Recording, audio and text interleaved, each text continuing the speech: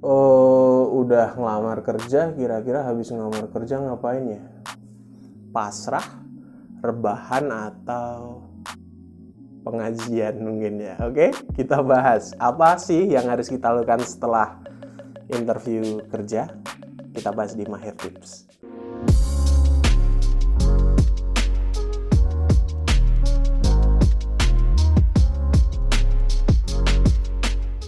Halo teman-teman, selamat datang di Mahir Tips, segmen yang akan membahas soal isu-isu dunia kerja, tips-tips dunia kerja bareng makinmahir.id. Nah, buat teman-teman yang kemarin baru aja interview, kemudian atau baru aja dapat panggilan interview dan udah interview, kira-kira kalau habis interview teman-teman ngapain ya? Nah, kita punya beberapa tips buat teman-teman yang sudah selesai interview. Baiknya setelah interview ngapain sih? Cuman diem aja atau kita mesti gimana? Ngubungin atau neror HRD mungkin ya. Nah, kita ada beberapa tips. Yang pertama adalah ucapkan terima kasih teman-teman. Jadi biar bagaimanapun, terlepas apapun nanti hasilnya setelah interview, teman-teman harus mengapresiasi bahwa teman-teman sudah dikasih kesempatan oleh HRD atau HR perusahaan tersebut untuk datang dan melaksanakan interview. Karena sekali lagi interview itu adalah kesempatan untuk mempromosikan diri. Jadi ucapkan terima kasih setelah selesai interview, baik itu secara langsung, itu udah harus pasti ketika sudah selesai interview, ucapkan terima kasih sudah ngasih kesempatan.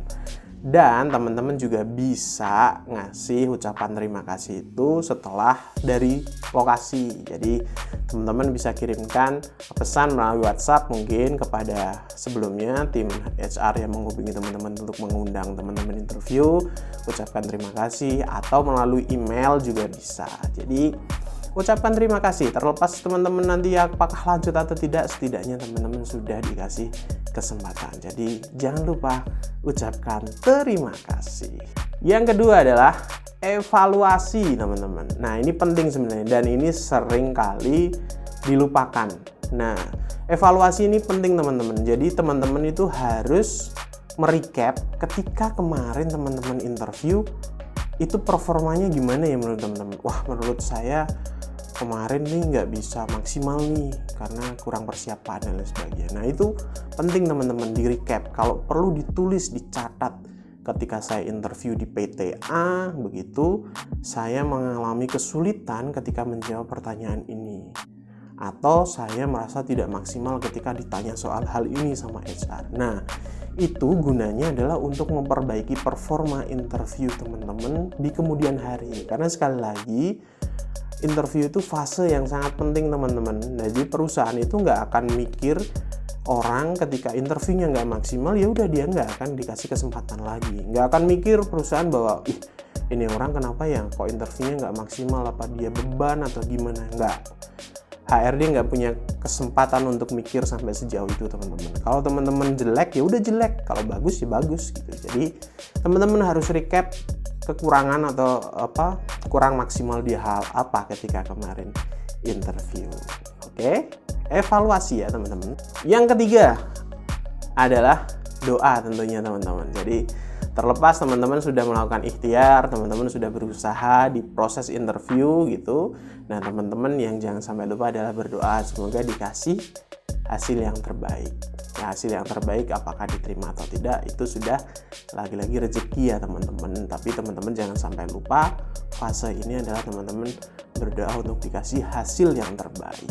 Gitu. Jadi jangan lupa berdoa teman-teman. Yang keempat, nah ini biasanya yang paling sering ditanyakan nih, boleh nggak sih kita nanyain, Pak saya sebenarnya diterima nggak sih, atau Pak ketentuannya gimana sih, saya diterima atau enggak.